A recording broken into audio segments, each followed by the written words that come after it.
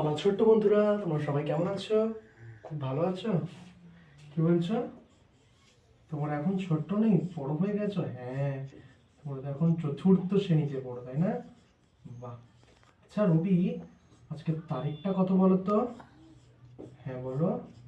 হ্যাঁ, 27/12/2025। Very good. আচ্ছা, তোমরা সবাই বাড়ি থেকে খাওয়া দাওয়া করে এসছো? হুম, ভাত খেয়েছো সবাই? আচ্ছা, জল নিয়ে এসছো? আচ্ছা, বাহ। আচ্ছা, তোমরা যে এই যে ভাত খেয়ে এলে, সেই ভাতটা রান্না নিশ্চয়ই মা করেছে। তাহলে এই রান্না করতে কি কি লাগে তোমরা বলো তো? বলো, রান্না করতে কি লাগে? হ্যাঁ বলো। কড়া লাগে। আর আর কি লাগে? হাঁড়ি লাগে, জ্বালানি লাগে। তোমরা সবাই ঠিক বলেছো, কিন্তু একটা জিনিস না হলে কোনোদিন কিন্তু রান্না হয় না। সেই জিনিসটা কি বলো তো? সেই জিনিসটা বলো। বাহ, সুমন ঠিক বলেছো, সেটা হচ্ছে আগুন। হ্যাঁ, এই আগুন ছাড়া কিন্তু রান্না সম্ভব নয়। এই আগুনকে ইংরেজিতে কি বলে জানো? একে বলে ফায়ার। বাহ। আমি তোমাদের আগের দিন শিখিয়েছিলাম যে আগুনের ব্যবহার কি কি। বলো তো, একজন দাঁড়িয়ে বলো তো আগুনের ব্যবহার। হ্যাঁ বলো। হ্যাঁ, আগুন কি করতে লাগে? আমাদের রান্না করতে কাজে লাগে। আর হ্যাঁ, শীতকালে হাত পা সেঁকতে লাগে। ভেরি গুড, ওর জন্য সবাই ক্ল্যাপ করো, ক্ল্যাপ করো। ভেরি গুড, ভেরি গুড, ঠিক বলেছে। আচ্ছা বেশ। তাহলে এই আগুন একদিকে যেমন আমাদের বন্ধু, সেই আগুন কিন্তু আমাদের শত্রু হতে পারে। হ্যাঁ, কিন্তু আগুনকে যদি আমরা সঠিকভাবে ব্যবহার করি তাহলে সে আমাদের বন্ধু হবে। কিন্তু আমরা যদি সঠিক ব্যবহার না করি, সে কিন্তু শত্রু হবে এবং সব কিছু পুড়ে ছারখার করে দেবে, তাই না? আচ্ছা, তাহলে আজকে আমরা শিখব যে আগুন থেকে আমরা কিভাবে বাঁচব। মানে আজকে আমরা শিখব আগুন থেকে সাবধান। আচ্ছা, এবার তোমরা বলো তো,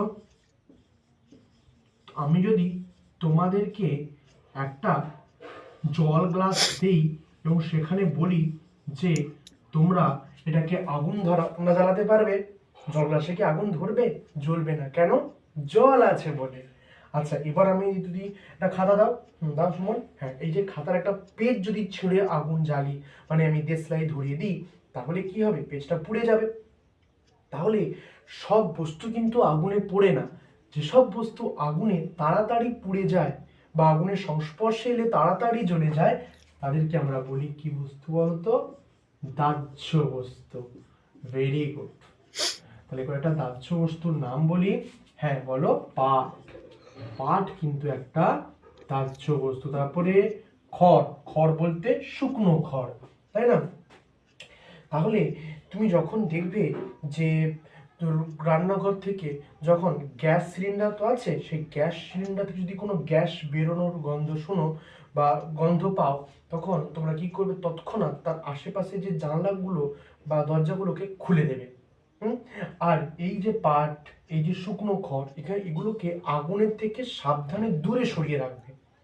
আর কেরোসিন তেল, মানে যেগুলো দাহ্য বস্তু বললাম, সেগুলোকে আগুনের সংস্পর্শ থেকে একটু দূরে রাখতে হবে। তাহলে আর কোনো সমস্যা নেই। তাহলে আগুন আমাদের কোনোদিনই শত্রু হবে না, আগুন আমাদের বন্ধু হবে। তাহলে যেখানেই তোমরা আগুন দেখবে, সেখানে তোমরা একটা গান করবে। আমি সেই গানটা তোমাদের শিখিয়ে দিচ্ছি। কি গান জানো? বলো আমার সঙ্গে সবাই বলো। আগুন জ্বালবো দেখে শুনে, আগুন জ্বালবো দেখে শুনে, নইলে খবর ছাড়খাড়। সাবধান, সাবধান, সাবধান, সাবধানের নেই কোনো মার। ধন্যবাদ।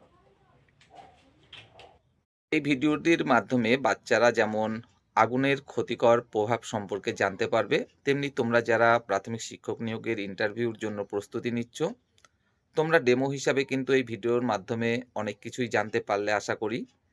তবে কিছু কিছু জায়গায় অবশ্যই ভুল আছে, যেগুলো আমি অবশ্যই এখন উল্লেখ করতে চলেছি। প্রথমেই যে বিষয়টি উল্লেখ করব সেটা হলো সময়। কারণ প্রাথমিক শিক্ষক নিয়োগের ইন্টারভিউর জন্য এতটা বেশি সময় তোমরা পাবে না। এই ভাইটি যথেষ্ট কম সময়ের মধ্যেই উপস্থাপন করেছে, তারপরেও কিন্তু আমি বলতে চাইব আরও 1 মিনিট কম সময়ের মধ্যে উপস্থাপন করার। তবে এই ভাইটির যা স্পিড রয়েছে, যদি চেষ্টা চালায় অবশ্যই সেটা সম্ভব বলে আমি মনে করছি। তোমরাও চেষ্টা করবে, খুব বেশি হলে 3 মিনিটের মধ্যে কিন্তু এটা কমপ্লিট করার মতো প্র্যাকটিস করতে। তাছাড়া এই ভাইটির মাঝখানে পড়ানোর সময় যে ভুলটি রয়েছে সেটি হলো বোর্ড ওয়ার্কটা একটু কম করেছে, যেটা আরেকটু প্রয়োজন ছিল। বোর্ড ওয়ার্কের ক্ষেত্রে আগুনের একটা শিখার ছবি আঁকা যেত, আরও কিছু প্রশ্ন উত্তর করা যেত। ভাইটি গান প্রসঙ্গে উল্লেখ করেছে, আগুন দেখলে তাহলে তোমরা একটা গান করবে, এরকম বলা যাবে না, বলতে হবে চলো সকলে মিলে একটা আমরা গান করি। সবার শেষে এই ভাইটি হোমওয়ার্ক দেয়নি, যেটা কিন্তু অবশ্যই দেয়া প্রয়োজন। এই সমস্ত ছোটখাটো ভুলভ্রান্তি ছাড়া এই ভাইটি কিন্তু যথেষ্ট ভালোভাবে ডেমোটি উপস্থাপন করেছে। বিশেষ করে বাচ্চাদের উৎসাহ বজায় রাখার জন্য কিন্তু যে এক্সপ্রেশনটা প্রয়োজন সেটা কিন্তু ভাইটির মধ্যে রয়েছে। তাই আমি মনে করি এই ছোটখাটো ভুলগুলো যদি সংশোধন করে নেওয়া যায় তাহলে কিন্তু ডেমোটা সত্যি অসাধারণ এবং খুব ভালো নম্বর পেতে কিন্তু তোমাদের হেল্প করতে পারে।